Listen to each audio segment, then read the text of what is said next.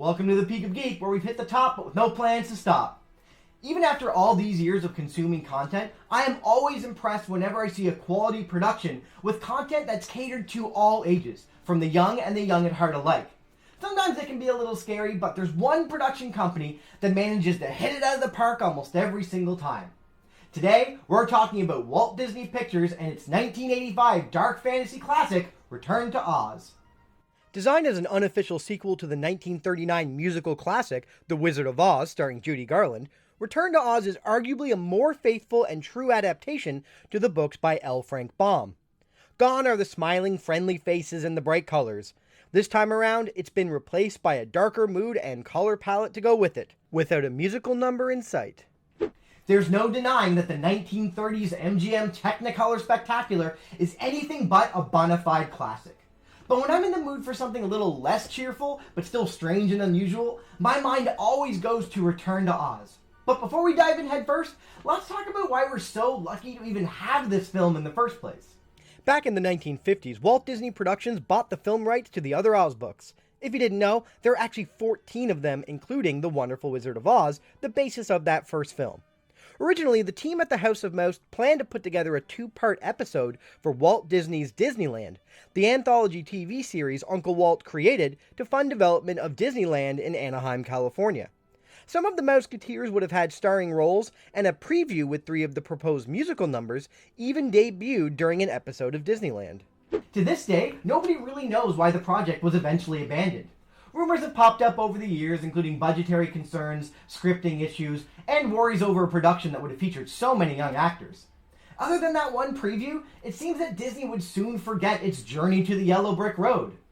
At least until 1980.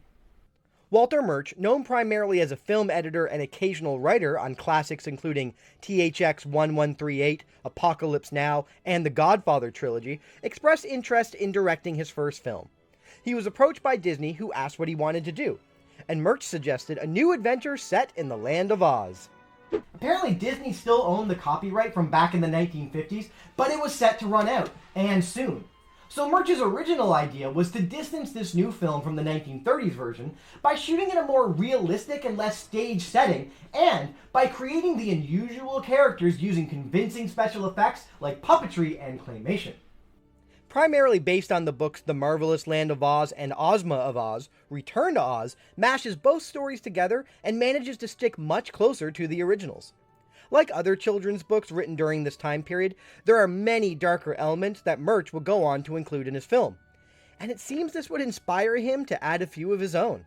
While this movie enjoys a cult following today, it was unfortunately originally released as a box office failure, following a plague of budgetary issues and delays, including a brief period where Walter Murch was removed as director, only to be reinstated by the reassurances of friends and fellow filmmakers Francis Ford Coppola and George Lucas.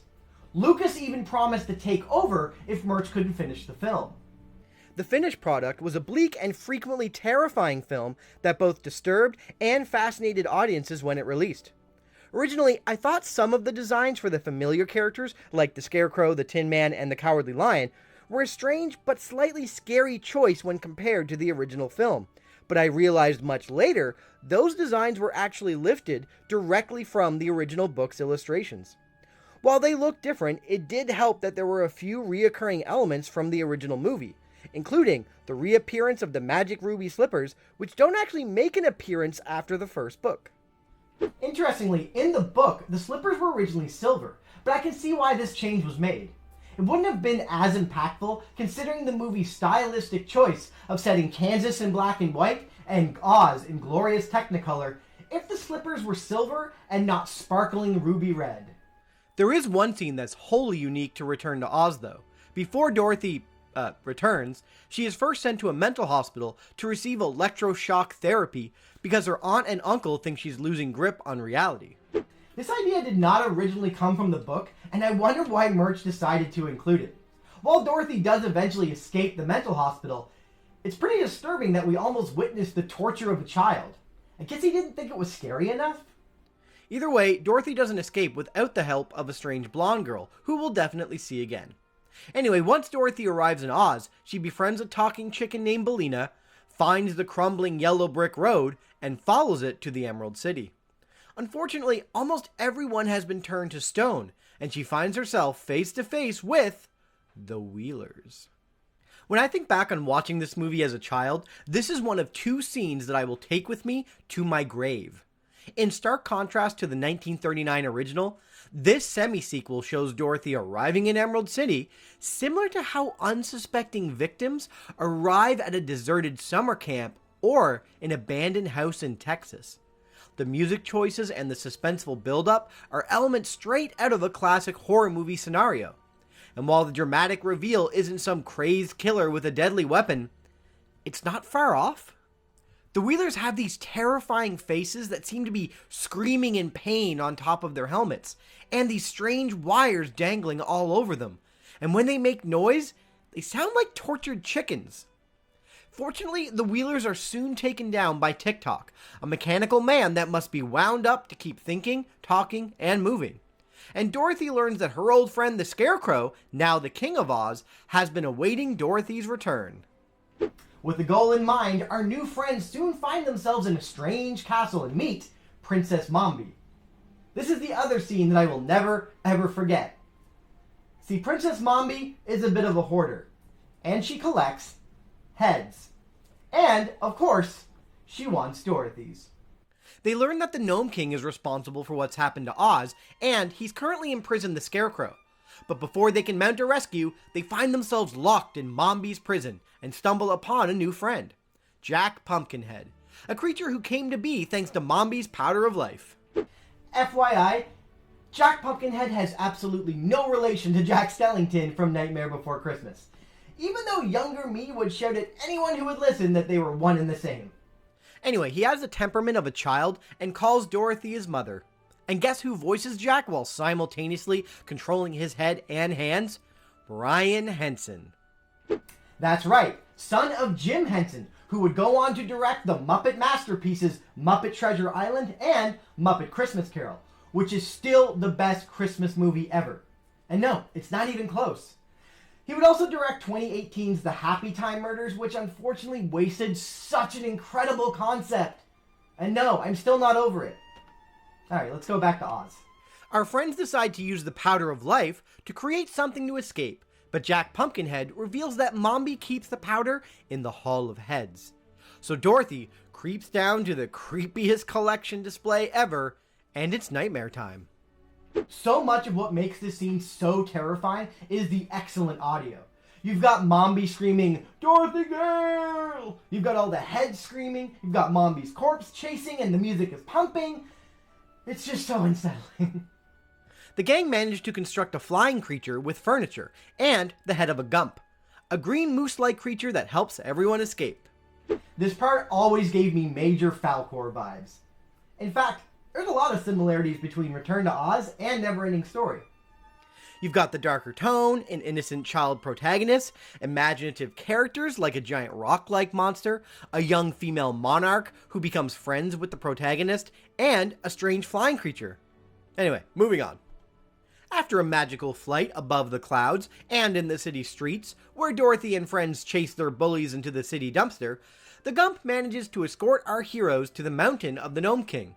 And by escort, I mean crash into, where they briefly meet the Scarecrow before he's turned into an ornament by the Gnome King. Dorothy and her friends are each given 3 guesses to find which ornament is hiding the Scarecrow. As the scene progresses and we see the Gnome King slowly transform from a off-putting claymation effect to a human as he morphs and changes, After the Gump, TikTok, and Jack have all guessed and failed, Dorothy learns that the Gnome King is in possession of the ruby slippers from the last movie. With a bit of luck, she discovers that each of her friends have been transformed into a green ornament, and for a moment, we think everything will be okay. Of course, the Gnome King doesn't play by the rules he set himself, but fortunately, one member of Dorothy's party unknowingly has the Gnome King's only weakness. All hail Billina the chicken, who manages to lay an egg inside the Gnome King's mouth, fatally poisoning him and saving the day. Remember her heroic deeds the next time you enjoy a delicious fried chicken sandwich. Dorothy then takes the ruby slippers back from the Gnome King's body and wishes everyone to the restored Emerald City, where they free Ozma, the rightful Princess of Oz from Mombi's magic mirror. The story ends happily with Ozma sending Dorothy back home to Kansas, but giving her a secret way to return whenever she wants. While the film drastically underperformed at the box office, its technical achievements would not go unnoticed.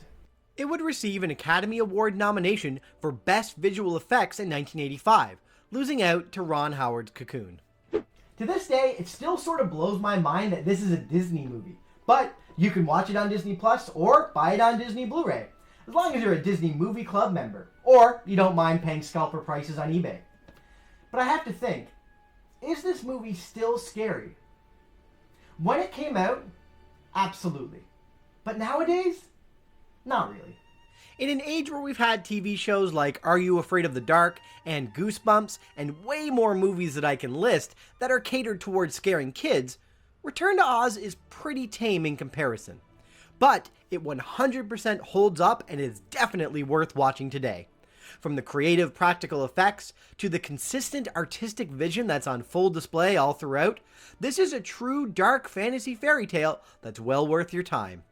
I'd place it next to The Neverending Story and The Dark Crystal, with a bit of legend starring Tim Curry thrown in for good measure. Since these books are firmly in the public domain, it seems like everybody has gone to Oz. Diana Ross, the Muppets, even Tom and Jerry went. Twice. Disney themselves produced the Muppets outing to Oz back in 2005, along with a spiritual prequel almost 10 years later called Oz the Great and Powerful. While it was modestly successful at the box office, even director Sam Raimi couldn't save this tonally confusing 3D mess. The imaginative and impressive library of L. Frank Baum is still ripe for bigger and bolder adaptations. It does have a surprisingly passionate fandom, though. Her sister was a witch, right? And what was her sister? A princess! The Wicked Witch of the East, bro! Maybe Disney will return to Oz one day. For now, though, I can't wait for John M. Chu's adaptation of the awesome musical Wicked, starring Cynthia Erivo and Ariana Grande, with Jeff Goldblum as the wizard. And I'm not supposed to talk about it, but I just worked with your friend Ariana Grande. Oh, yeah. Because she's in Wicked, I know. And along with Cynthia Erivo and Michelle Yeoh. Yeah. And I'm in it anyway. I can't say anything more about it. Sign me up. But what do you think? Did you read the Oz books growing up? Do you like The Wizard of Oz, Return to Oz, or are you still waiting for that perfect adaptation? Let me know down in the comments below. And until next time, I'm still not over the Happy Time murders. There was so much potential. It could have been this generation's Meet the Feebles, but no, it had to go for the lowest possible, easiest jokes and another...